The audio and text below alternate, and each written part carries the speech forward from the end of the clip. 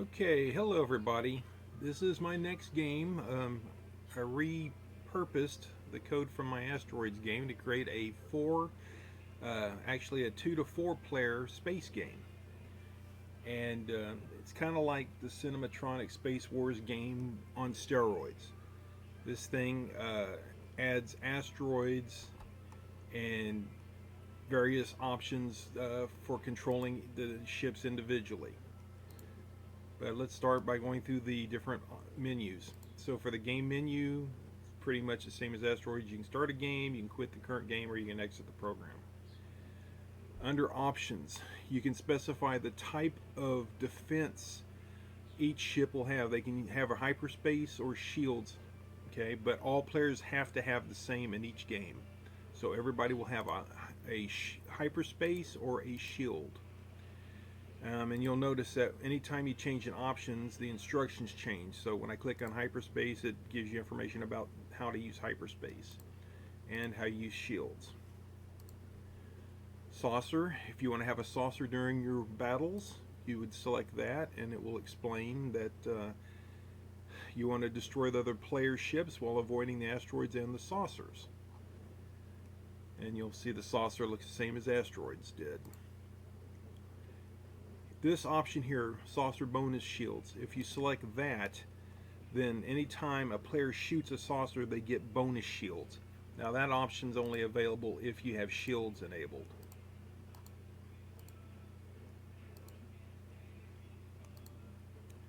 And if you want to have stars to give it some aesthetic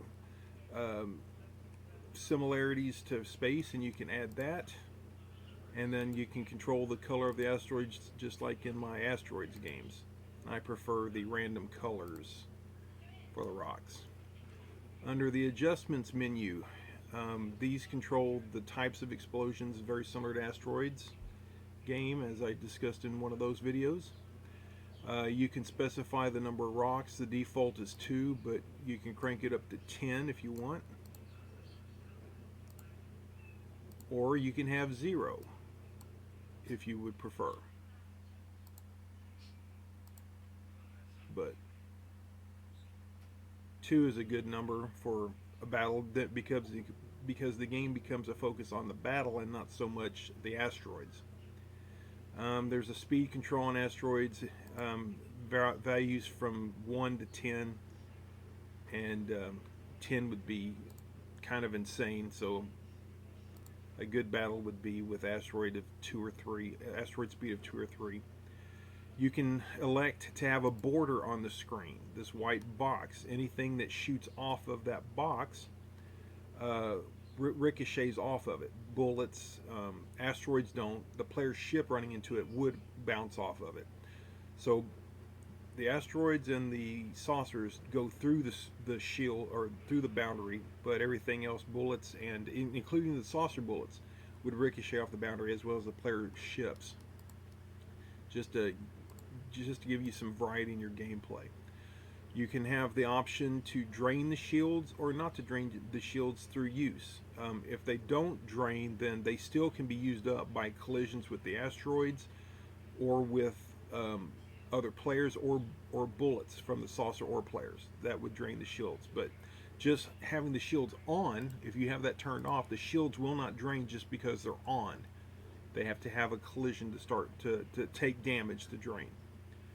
Now this is an interesting option. You can have the players where they can shoot themselves. I guess about the only way that can happen is if you have the screen border turned on and you shoot and bounce the bullet off of it and hit yourself, you can die. Otherwise, it's kind of hard to shoot yourself. I guess you could hyperspace and shoot yourself somehow. But you're more likely to die from the hyperspace because there's a 50% chance of death every time you use it. So that's an added feature. You can set the goal for the number of points to win a game. It can go from 1 to 21. So if you want a very long game, set it to 21, especially if you have 3 or 4 players at the same time. And if you screw around with the parameters and you decide you don't like them, you can always reset them. and you can make adjustments to each of the individual ships, the player's ships, and that would reset them. That command would reset all the changes to all the ships at once. So each player can be customized. Like if you have a pro player, someone that's very good at the game, and say a 8-year-old child or a 5-year-old child or something, and you wanted to make it, fair, you could either cripple the pro's ship, or you could improve the child ship, for example, to level out the playing field, if you will. You can reset the values individually on the ships through this command. Each player requires a joystick to play. You can't use the keyboard on this. There isn't enough I/O capability of a keyboard to support multiple players. So everything has to be done through a joystick. The programs I'm running are getting smarter with these joysticks. It can recognize the two different types of joysticks. This joystick for the player number 1, if you will, has 2 analog sticks on it, and you can map all of the different ship controls to any of these. Currently, the default or the current setting for this controller is the shield and hyperspace actuator is the top bump button over here. Left and right is the left joystick. S is the start button to start a game, and then T and F is thrust and fire. So this is with analog joysticks. The player 2 joystick, however, is not a joystick. It's a pad. So if you go here, you'll get a different picture now, showing the type of controller you have. This is a gamepad. So in this particular case, you have to map the left and right to something other than analog sticks, because you simply don't have it. But the closest mapping compared to the analog joystick is to put left and right on these arrow buttons, and these would stay the same. Start and shield hyperspace would be the same. So now, if you've got enough USB ports, or also you'll need enough joysticks, you can have up to 4 players. And like I said, each player would be configured differently.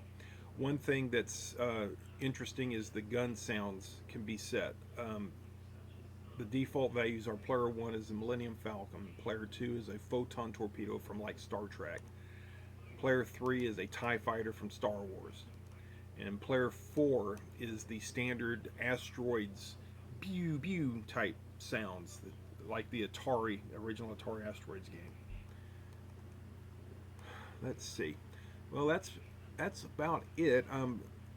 If I didn't mention it already, every time you change a value, it will update the instructions. So if you want to know how you're configured, just read the instructions. Now, each person that wants to participate in a battle has to register their joystick before the game starts. And so you do that by pushing the fire button. And when you do, this number, a digit will appear in a different location on the screen. For 2-player games, the 2-player numbers will appear in each of the top corners. So this person is currently registered. If they push their fire button again, they're unregistered. If a different person happens to push their button, then they become this position on the location on the screen and where their score is going to be displayed. And the second player would then be in the next position. So now we have 2 players, and the instructions are saying we have enough players to start a battle. So if you want to play with 2 players, then push the start button. If you wanted a 3rd player, well, then they can join in. Well, maybe my controller's not set up. Let me check it out. Okay. Player 4. That one's not ready. Okay. Oh, there he is. Okay, so there's the player 3 score. That's where he'll be. Now, in a 2-player game, the ships will appear on opposite sides, the left and right sides of the screen. So it's hard to play by myself because I'm a single player, but the idea is to kill the other player like that. So that would give the blue player a point. Similarly, let's do another round where the red player gets a point.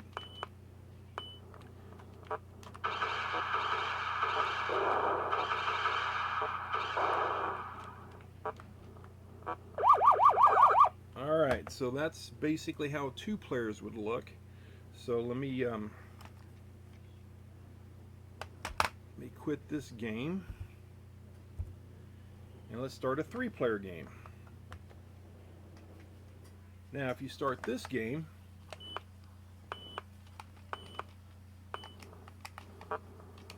the first player would be in the upper left corner, the second player would be upper right corner, third player's at the bottom. And you play until there's only one person left. And you have to make it to the end. If a saucer comes out and shoots you while the other 2 players are dead and you die, then there's no point awarded. Let me see if I can demonstrate that. Or if you run into a rock or anything that kills you, if you die before the other player's ships disappear,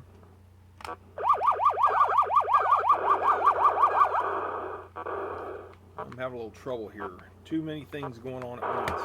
So that guy, they ran into each other. Oh, I missed.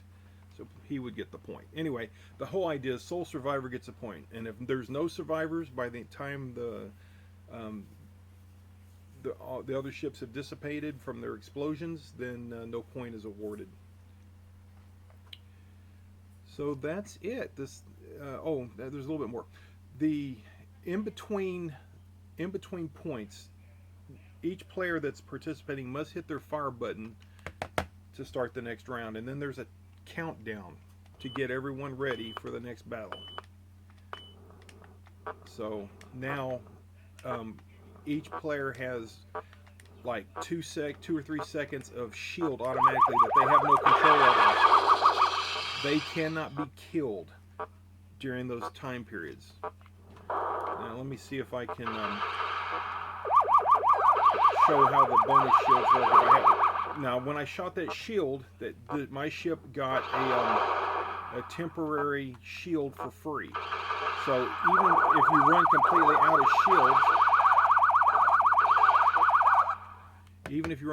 of shields, if you shoot the saucer, that will give you a temporary shield, so that, I don't know, just because you deserved it for killing the saucer, it's just kind of a bonus. Of course, that's, like I said previously, that is adjustable in the options by turning off the bonus shields. Now, when you shoot the saucer with that options turned off, you do not get bonus shields. That's about it.